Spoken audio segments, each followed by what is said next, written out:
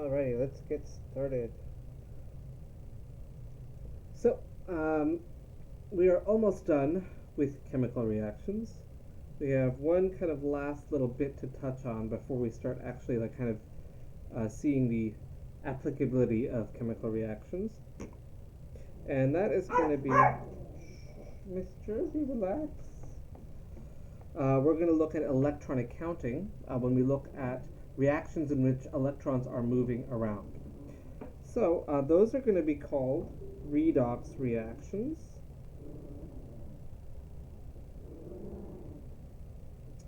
We're going to see that we have this word redox is a mixture of reduction and oxidation, hence redox.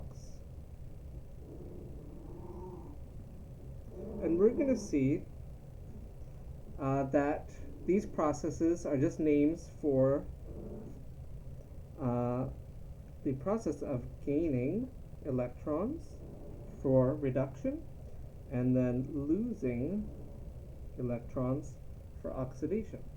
So we're going to see that we have just kind of fancy words for talking about when something is losing electrons versus something is gaining electrons. If you want to kind of remember these, you can think of a mnemonic called oil rig, where we have oxidation is losing electrons.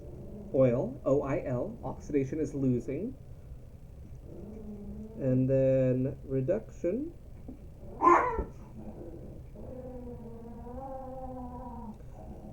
oh my gosh, Oz. He hates one of the other dogs. Alright, go on, Missy, get out of here. Go play somewhere else. Go. Go on, go. Get out of here. Go. Close the door on you. Okay, there. Hopefully that'll stop that. Okay, so reduction is going to be gaining electrons. So that'll be our rig there. So oxidation is losing, reduction is gaining. So if we go ahead and take a look at that reaction we did yesterday, we had copper plus 2 silver. I'm just going to use the net ionic equation here since we did that already yesterday.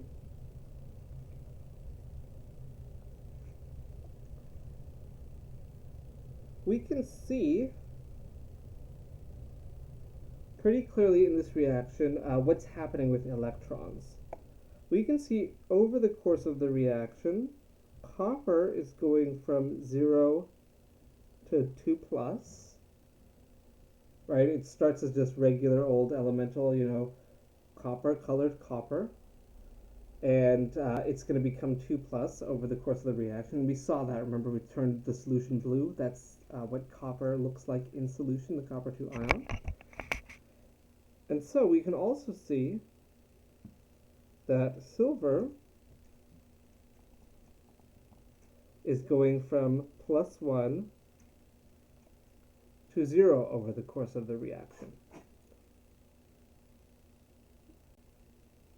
And so if we want to think what's happening here, if we look at the copper, it's becoming more positive, right? And when things are becoming more positive, that means they are losing electrons. And the name for losing electrons is oxidation, right? So we'll see that in this reaction,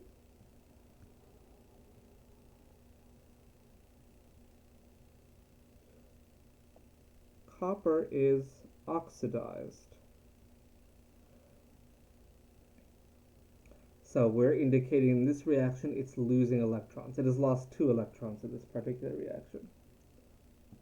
On the other hand, we see that silver has gone from +1 to 0. It's becoming more negative. it has gained electrons,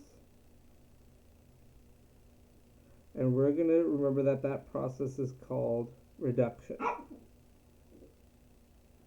And so we can also say in this reaction that silver is reduced. So copper is oxidized and silver is reduced in this reaction.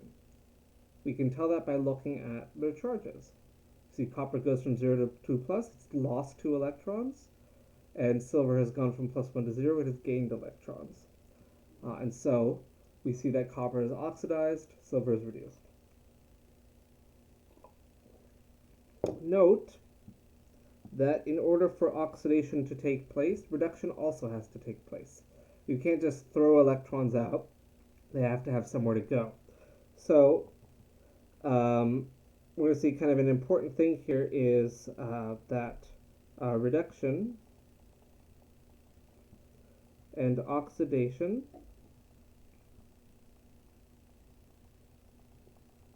always occur together.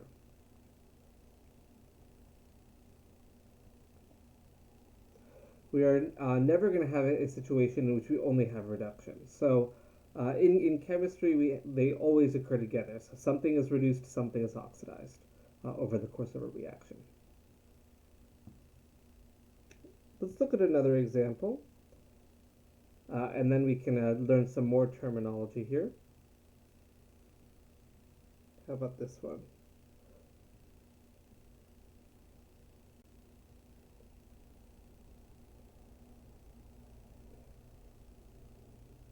All right, so zinc and hydrochloric acid reacting together. If we want to take a look at this net ionic equation, let's do the complete ionic equation. I guess I should put some state symbols for you.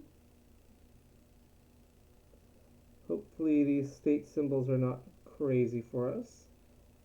Zinc and hydrochloric acid producing hydrogen gas. Remember, hydrogen as an element is a gas. And then the zinc chloride we're expecting to be soluble because it's a chloride. Chlorides are generally soluble. If we go ahead and look at the complete ionic equation,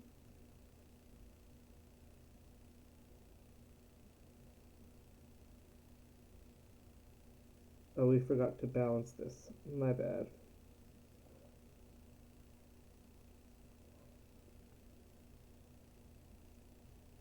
And then we have our hydrogen. Okay, so just zooming through our complete ionic equation here. Let's look for spectators. We do have one. The chlorides are our spectators here. So away they go. So overall, what's happening in this reaction is we have zinc plus 2 hydrogen ions turns into zinc 2 plus hydrogen gas. And if we want to go ahead and look at their charges, what shall we use? How about green? If we look at over the course of the reaction, what's happening with zinc and hydrogen, well, zinc is starting off at 0, and it's becoming 2 plus over the reaction. Hydrogen is starting as +1, and it is going to 0.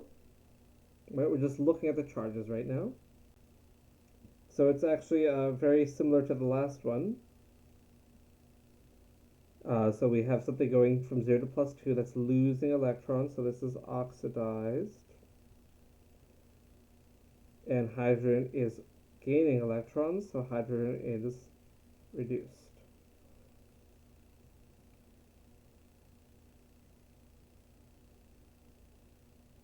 Alright, so for kind of single replacement reactions like these, it's generally pretty easy to see what's being oxidized, what's being reduced. Once we take a look at the net ionic equation, we're going to learn today how to do this a little bit faster, so we don't have to worry about doing the net ionic equation every single time. And we're going to see that when we have combination or decomposition reactions, sometimes it's a little harder, or the net ionic equation is not going to help us because there aren't ions taking place there. So, all right, if there's no questions on that one, we have another bit of terminology here. Let's go back to black.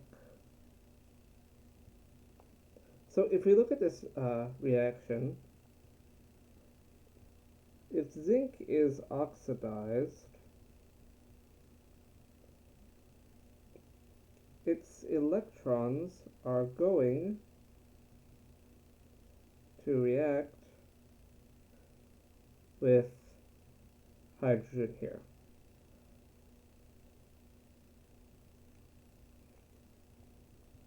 And thereby reducing it. Right, so zinc being oxidized is losing its electrons. Those electrons are going over to react with hydrogen. And in the process, it is reducing hydrogen.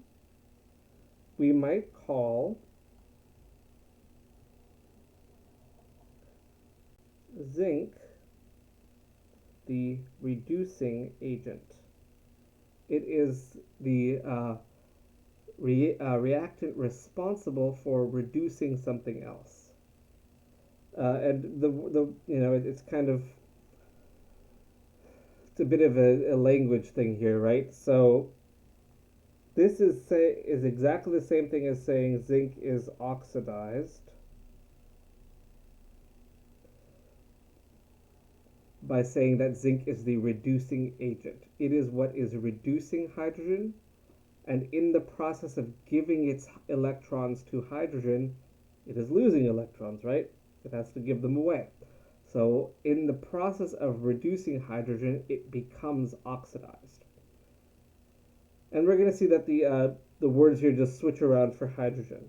So if we were to do the same thing, we would say that we technically will say that always the compound.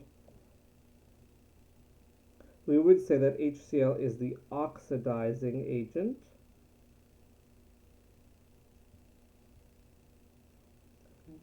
And we see that hydrogen is reduced. Again, this is saying kind of the same thing here. Make that more of a parenthesis. So it's just a little bit of unfortunate terminology, but it's just kind of saying, I kicked the ball versus the ball was kicked. It's kind of a passive active language type thing. So we can say it in either way. So when we say something is an agent, it's causing something to happen. So zinc losing its electrons causes something else to gain electrons. Same thing with the hydrogen. As hydrogen is accepting electrons, something else had to have lost them. And so it has oxidized something else, and in the process become reduced. So just some terminology there. I know it's a little bit confusing. Just understand it's the opposite. So if you can figure out what's oxidized, what's reduced, the agents are the opposite of those. So whatever is oxidized is part of the reducing agent.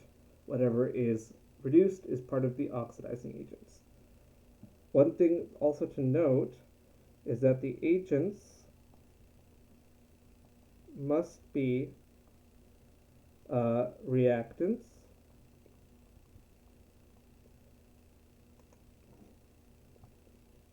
So yeah. So the HCl is the reason that the reaction oxidation occurred. So it's the oxidizing agent, exactly. So it's there to take away the electrons. That's what oxidizing agents do. They take electrons. Reducing agents give away electrons. And so it's always the reactant in your chemical equation. So it can never be a product. So that's one little bit here. And then typically, if the element is in a compound, we would also name the entire compound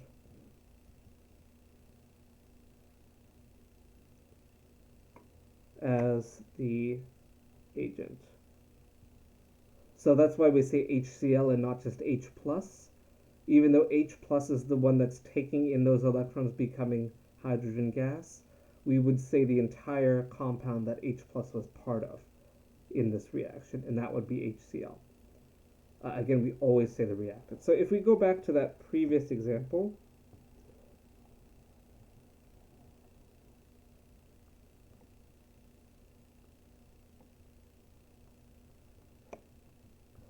we have this reaction.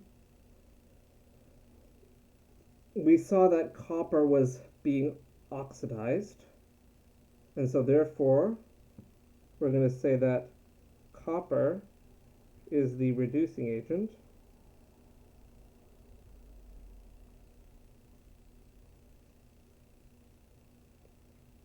And we can also say that silver nitrate, the entire compound that silver is part of, is the oxidizing agent.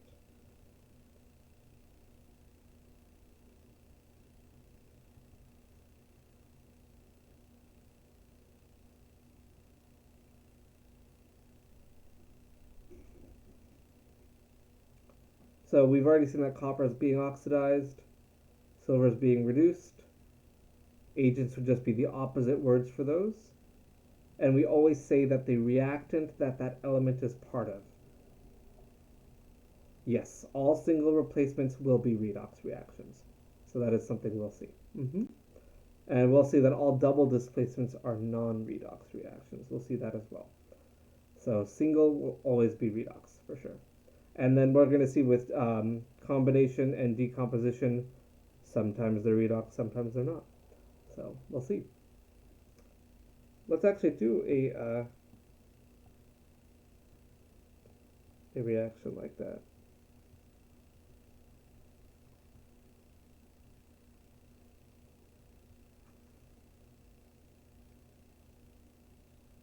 For this oxidation business, redox business, we do not have to balance the equations. If we're just looking at things that are being oxidized or reduced, the balancing doesn't really matter. So I'm going to just kind of skip it for now, but these reactions are unbalanced. If we were to balance it, we would put a 2 in front of sodium, a 2 in front of sodium chloride here.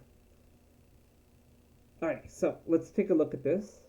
Net ionic equation is not going to help us here because we have nothing that's aqueous. This is a combination reaction. But maybe we can see what's happening over the course of the reaction. If sodium is by itself, it can't have a charge, right? Ions must always be part of an ionic compound. If something is by itself, it's not an ion, right? So ions must always be part of compounds. Sodium by itself is not a compound, therefore it's not an ion either. So we can say that the charge here is 0 on that sodium.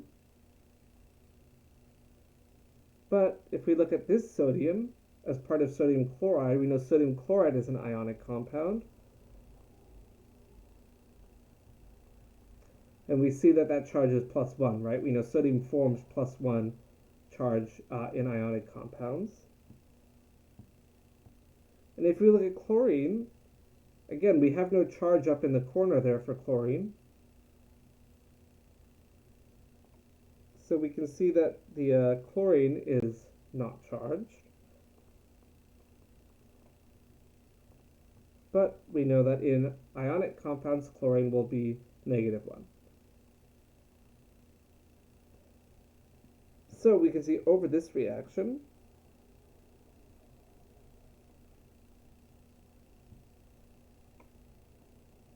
that sodium goes from 0 to +1, chlorine goes from 0 to -1. We can see this is oxidation.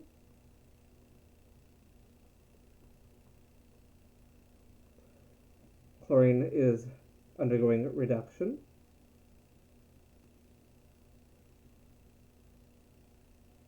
And because sodium is undergoing oxidation, we can say sodium is the reducing agent.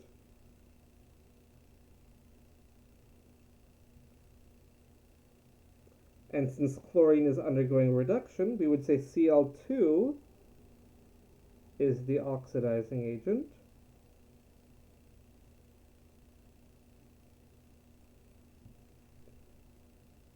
Remember, we always want to say the compound that the element is part of. So sodium was just by itself, so it's fine to just keep it. But chlorine was part of Cl2, and so we have to say Cl2 when we're talking about the agents here.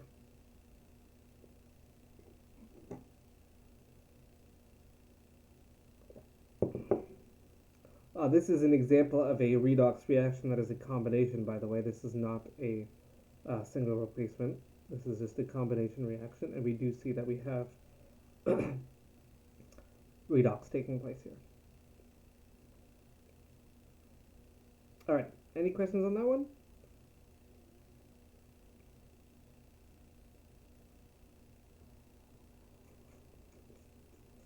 All right. Let me pop up in Canvas real quick because I do have some, I want to show you something. Let's see. Let's pop this open, put a new window capture in here.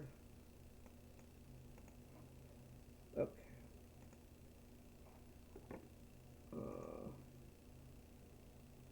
So if we go ahead and look at Canvas real quick.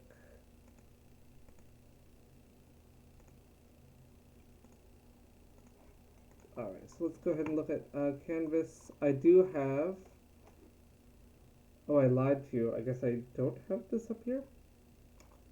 All right, well, I'll put it up here. I'll put up oxidation and reduction practice. I probably have it from last semester here. Let's have a look. Aha. Okay. So I'll put these guys up on your Canvas, so you'll be able to take a look at them. It's basically like you can take a little fake little quiz. You'll see what you can see about all this like oxidation business here, and then there's another one we can look at. Not this one. We can take a look at the agent practice. Oh no, Khan Academy has refused. No, we're good. Okay. So we're going to see that we're going to be able to have some practice on identifying the reducing and oxidizing agents for this reaction. We'll see all this sort of stuff in just a second, but I just wanted to bring this practice to your attention. I'll put this up on your Canvas as well so you can see it. So you guys can practice with this as well. So if I don't put that up by like noon today, someone remind me. Just so I don't forget, since I have the next class like right after. Okay, so we're going to see that over the course of the reaction, we're going to be able to identify these things. We're going to see that with ionic compounds,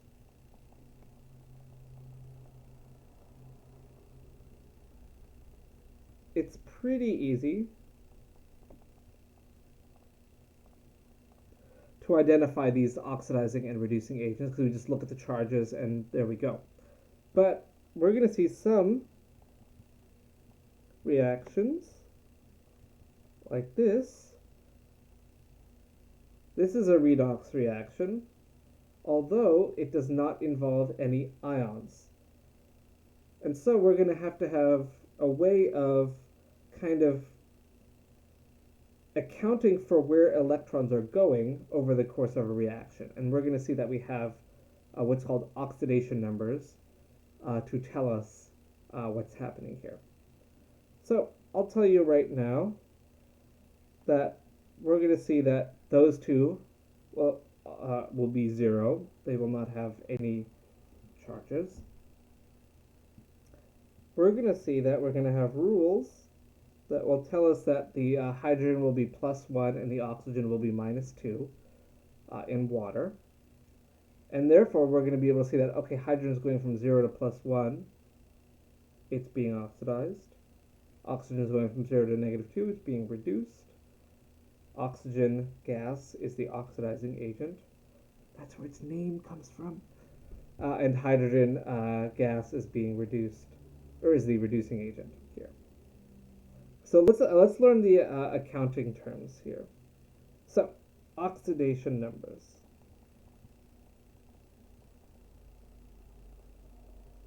We're going to see that most of the rules for figuring out something's oxidation number, again, this is just something that we use for accounting, we already know.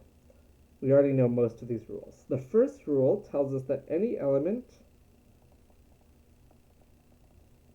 by itself has an oxidation number equal to 0. For example,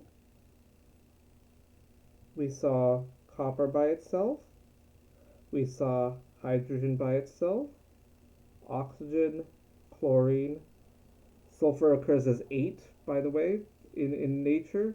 Doesn't matter. Any element that's just by itself, whatever it happens to be, will have an oxidation number of 0. All right, so anything by itself, any element not in a compound, will have an oxidation number of 0. All right, we already know that none of these are charged, right? Cu by itself is not charged. So we're going to see that our rules are still going to come into effect here. So what's also important to note is that these must be followed in order. So rule number 1 will always take priority over anything else. So anything by itself is 0, no matter what the other rules tell you. All right, so sometimes you'll see that there will be potential discrepancies, and you always want to go with whichever rule is higher up. So rule number 1, most important rule, is that things by itself equals 0.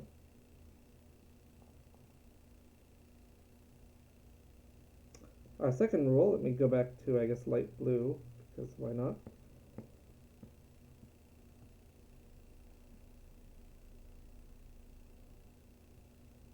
For simple, i.e. monoatomic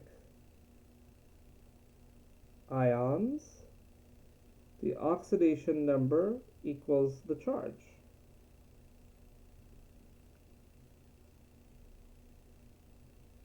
So, by the way, I typically write the oxidation numbers underneath. Some people write them on top. All of those were 0 before. If we take a look at some simple ions,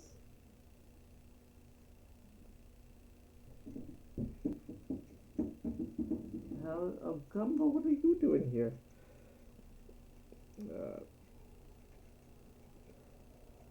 Let's see, what other simple ions do we have here? And how about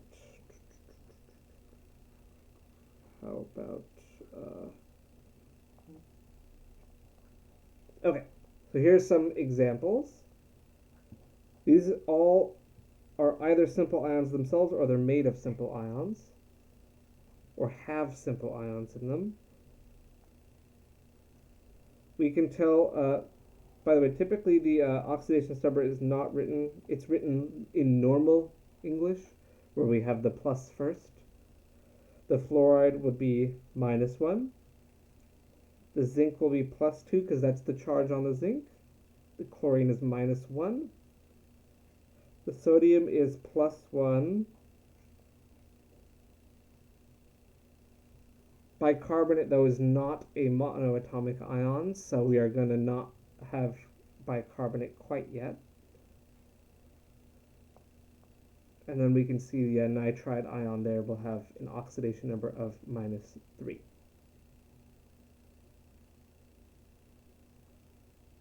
All right, so anytime you see a simple ion, a monoatomic ion, in a compound or whatever, its oxidation number is equal to its charge. So if you can identify it, Oz, relax. He's fighting with his son. That's the he's just grumbling at everything. Oz, relax. Gumbo's not even. There's like 2 pieces of food there. You left them. Of course he's gonna get them. Okay, so we're gonna see here that when we're dealing with this, the oxidation numbers are equal to the charge for simple ions. Rule number 3. There's only 4 rules, by the way. The sum of oxidation numbers in a compound is equal to 0. Or, same thing, if we're looking at just a polyatomic ion,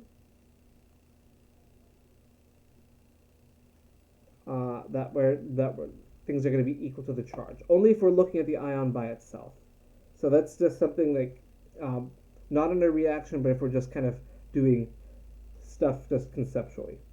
I'm going to actually write this out, just the sum of.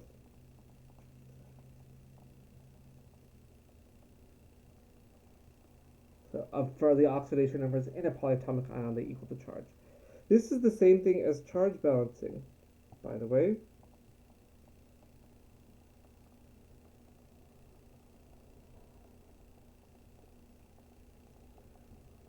This is something we've done already.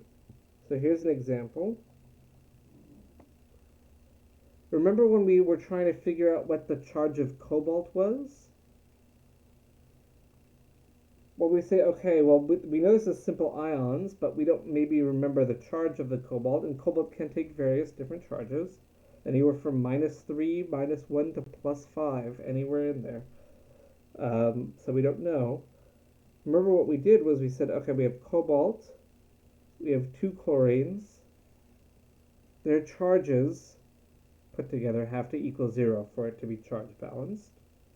We remember, oh, that's right, chlorine is -1, it's a simple ion.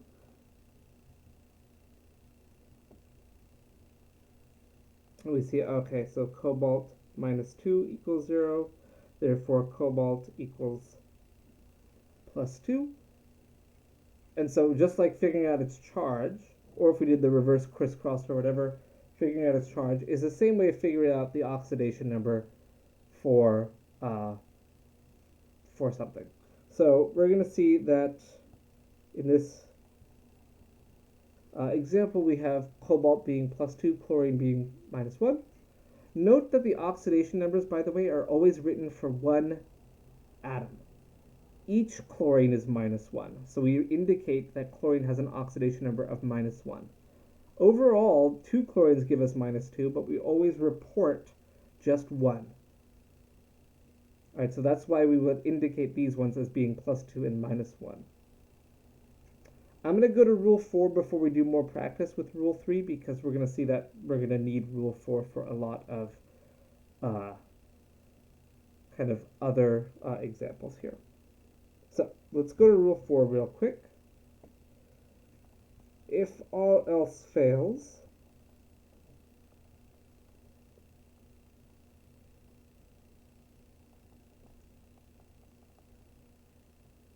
if we have nothing else to help us, we're going to follow this order.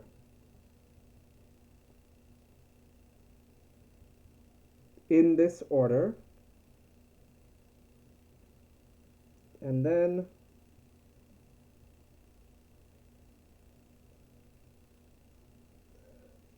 are given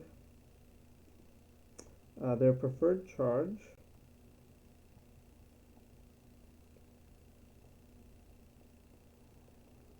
in order of electronegativity.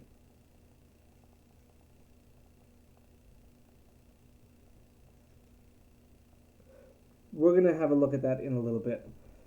But in this order, so if everything else we've tried and we still don't have all of our oxidation numbers, we're going to give fluorine -1. If we still need more, we're going to give hydrogen +1. If we still need more, we're going to give oxygen -2. And then if we still need more, we're going to look at what other elements we have. We're going to see whatever's more electronegative, we're going to give it its preferred charge. Let's take a look at this, because I know this is a little bit weird to have in words. But let's take a look at this compound.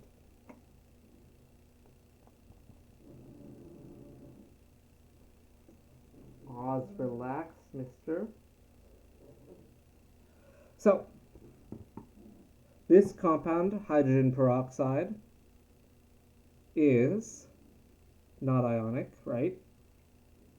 So, we have no simple ions. Well, let's look at this. Do we have anything by itself?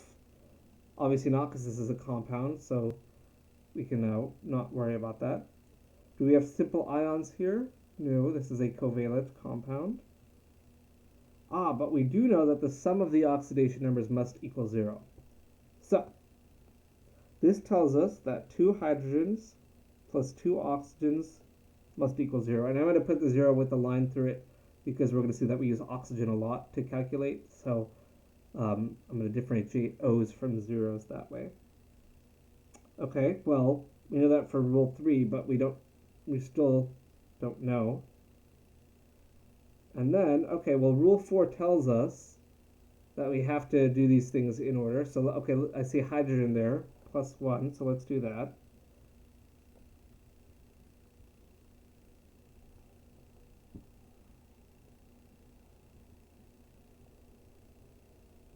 Hopefully we can just do this. Oxygen equals minus 1 as a result.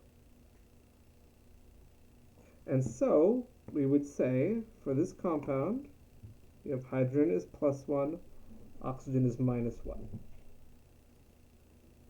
All right, so, but you might be saying, well, hold up, we have oxygen equals negative 2 here. But let's try that out. Let's see what happens if we do that. If we say, okay, we have 2 H's and 2 oxygens equals 0, 2 times plus 1 plus 2 times minus 2 equals 0, well, then we get negative 2 equals 0. And you get a very angry face there. So, not going to work, because now we have violated rule 3 while trying to follow rule 4, and that's not allowed. So, we always have to kind of look above. So, we must have them equal to 0 overall. That's what rule 3 tells us. Rule 4 says, okay, now we can throw hydrogen as plus 1 and oxygen as minus 2. But we have to follow the order. So hydrogen comes first here, so we're going to give hydrogen plus 1. And we have to now calculate oxygen so that we don't violate rule 3. So we're going to see that this is just kind of, we give as much information as we can until we have to calculate the last one. And so we're going to see that in a bunch of examples we're going to do this. And so we'll do plenty of them. But our answer for hydrogen peroxide will give us plus 1 for hydrogen, minus 1 for oxygen. These are not charges. One thing to note, oxidation numbers are not charges.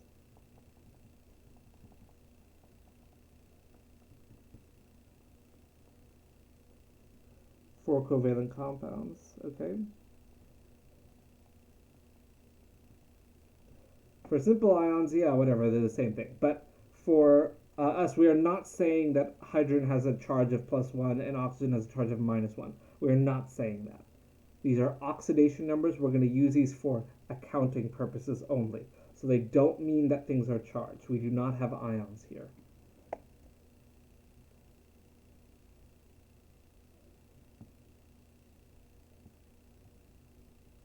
All right.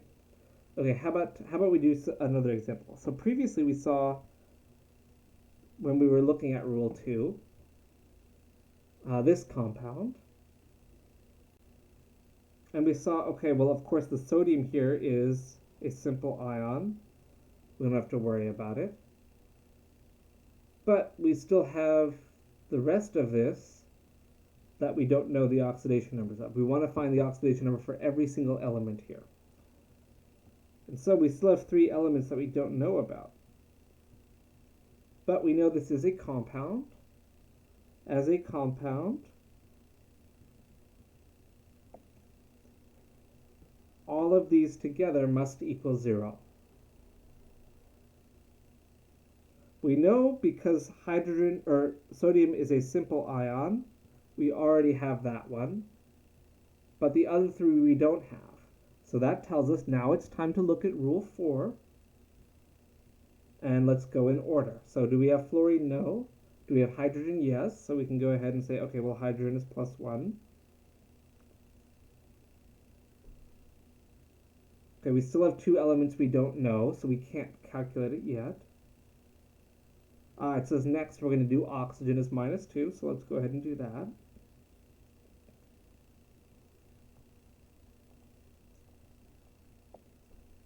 And so now we have enough information to solve for carbon. So now we're going to go ahead and do that.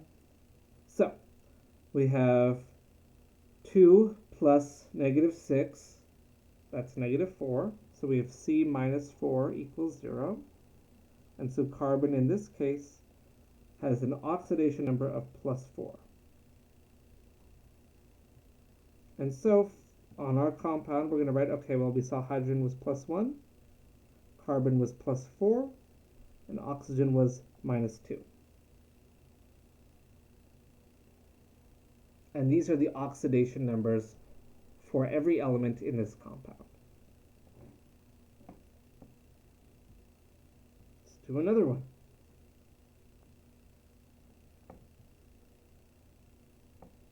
Let's do perchloric acid.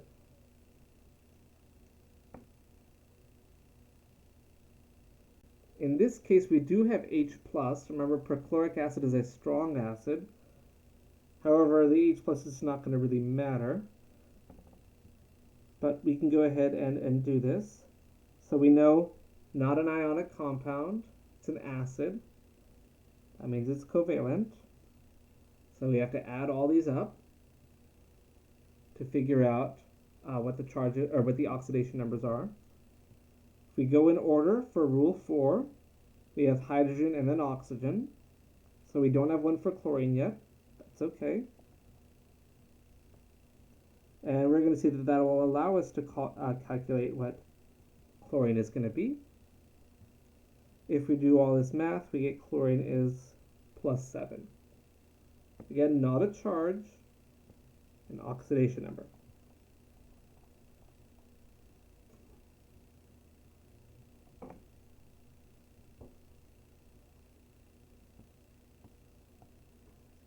And how about we do this one, formaldehyde.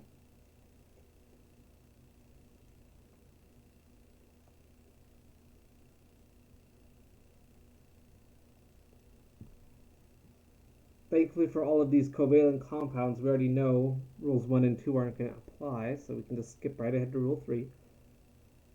Just like before, we have numbers for hydrogen and oxygen that take priority.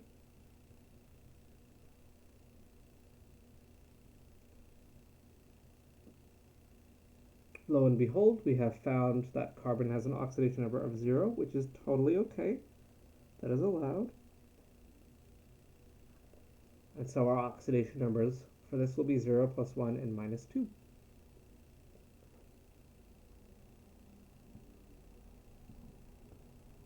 How about this one?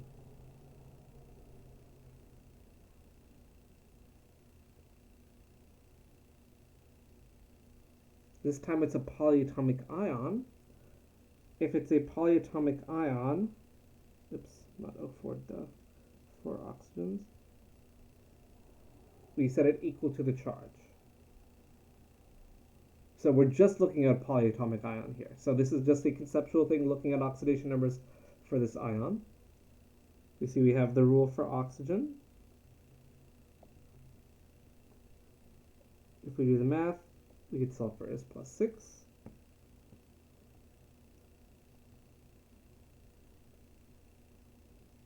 And so we would record our oxidation numbers like that.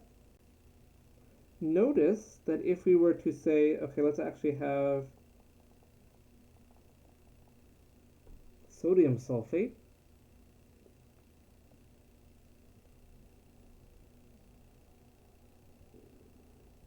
now it's a compound, so it should equal 0. We know sodium is a simple ion.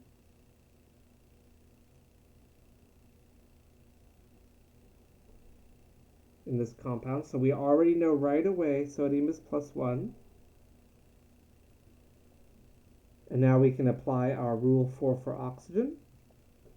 If you do this math, lo and behold, you get the same thing. That sodium is just there to charge balance, right? So in a polyatomic ion, if you're looking at it by itself or in a compound, it should have the same oxidation numbers. So fun fact of the day there. All right, let's do one more.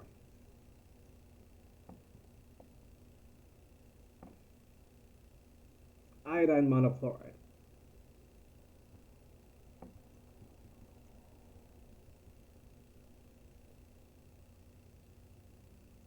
Well, let's take a look at our rules. It's a covalent compound, so we're looking at rule 3. We add them up, it equals 0.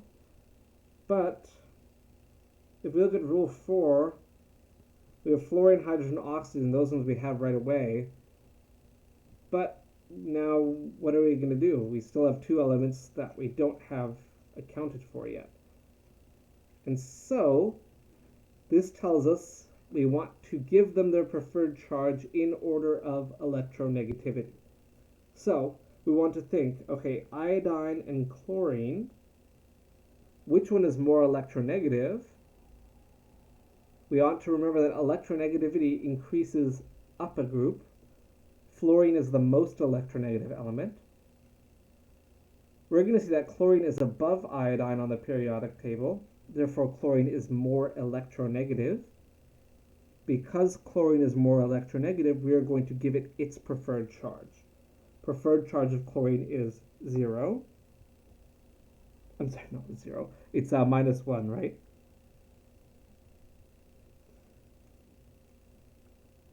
Oh my gosh. -1. There we go. And so therefore iodine will be +1. So in this compound we have +1, -1. So we gave chlorine's preferred charge because it's more electronegative than iodine. That's what we did here.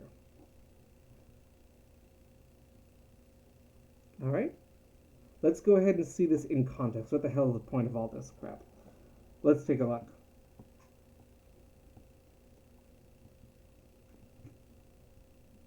Let's go ahead and see this in context. Combustion reaction, methane. Remember, thankfully for oxidation numbers, we don't have to balance. Don't even worry about it. If we're just looking at oxidation stuff, don't worry about balancing. Don't waste your time. That's not necessary. What we want to do is figure out the oxidation numbers of everything in all of these compounds. Hopefully, there's one we can do right away. We see that we have oxygen by itself, so that should be 0. Yes? Hopefully nothing too crazy there. Maybe you remember from earlier that water has oxidation numbers of +1 and -2. However, the other ones we're going to have to calculate because we don't have those yet. So, for methane,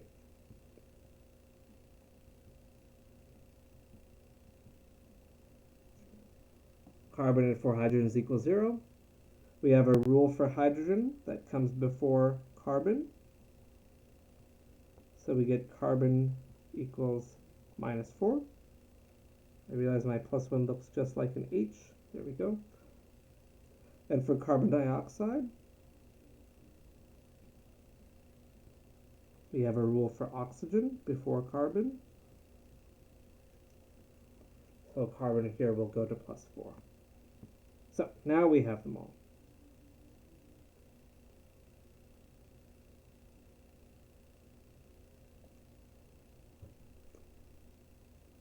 All right, so we have all of our oxidation numbers out here. So now we can take a look. Is this a redox reaction? And we kind of have our options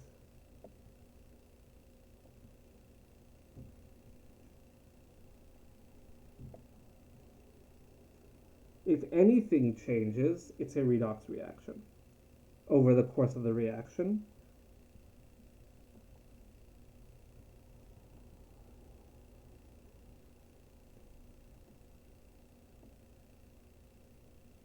If we see that all the oxidation numbers are the same on both sides of the equation, then it's not a redox reaction.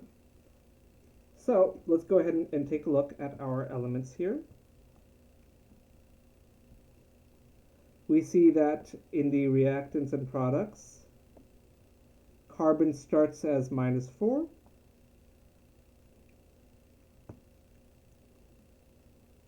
hydrogen starts as +1, and oxygen starts at 0. For our products, carbon is +4, hydrogen is +1, oxygen is -2. I see something has changed, so this is a redox reaction. We can see carbon has gone from -4 to +4. If we increase the oxidation number, that's the same thing as losing electrons. This is oxidation here. And we see that the oxygen is undergoing reduction. Its number went down. Its oxidation number got reduced. That's one way you can remember it. Became more negative. So we're going to say that the oxygen is being reduced here. As a result, we say that methane, the compound that carbon is part of in the reactants, is the reducing agent.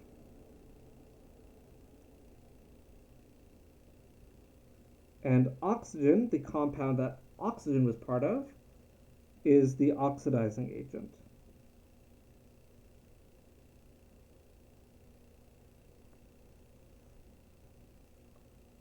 Whew. Lots of work here.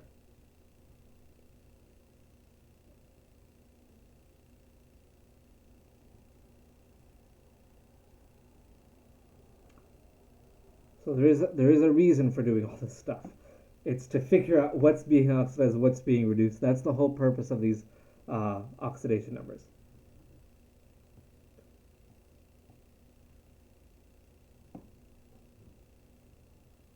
Let's do another one.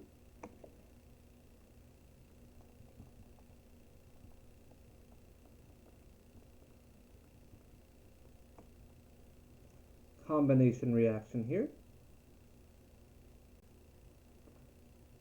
Some of these we've already done, so I'm just going to go ahead and put them.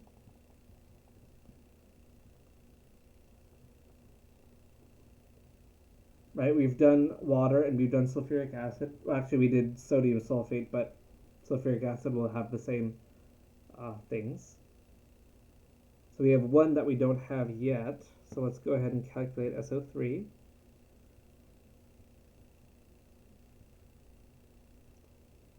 Sulfur, or oxygen is more electronegative than sulfur, so we give oxygen the -2.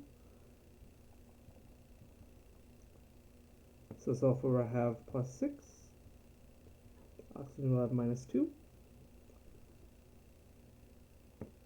If we look at our reaction here, we have hydrogen, oxygen, and sulfur. Hi Gumbo, what are you doing in here? You don't normally stay here.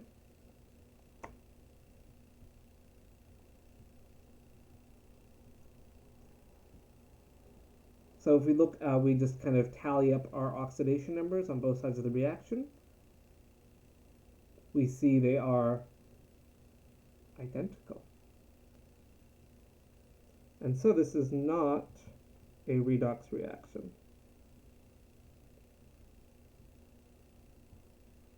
So therefore, we do not have any oxidizing or reducing agents here. It is not a redox reaction.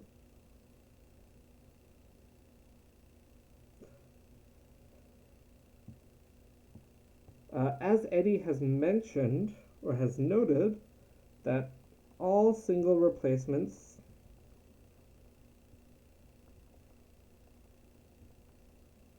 are redox reactions.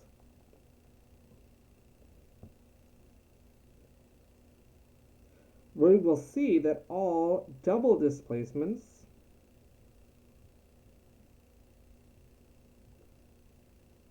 are non-redox.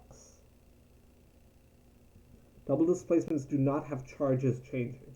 Single replacements do. We're going to see that combustion is kind of a single replacement. That's also always going to be redox. And we're going to see that for combination and decomposition can be either. So they could be redox, they could be non-redox. We saw in this one, we have a combination reaction that's non-redox. We saw that when we had the sodium and the chlorine coming together to form sodium chloride, that was a redox combination.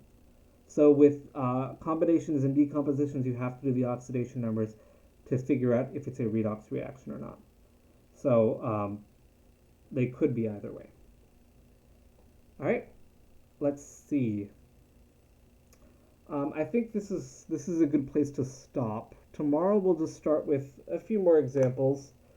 I'll put up a worksheet for the redox as well, so you can practice this, and I will try and remember to put your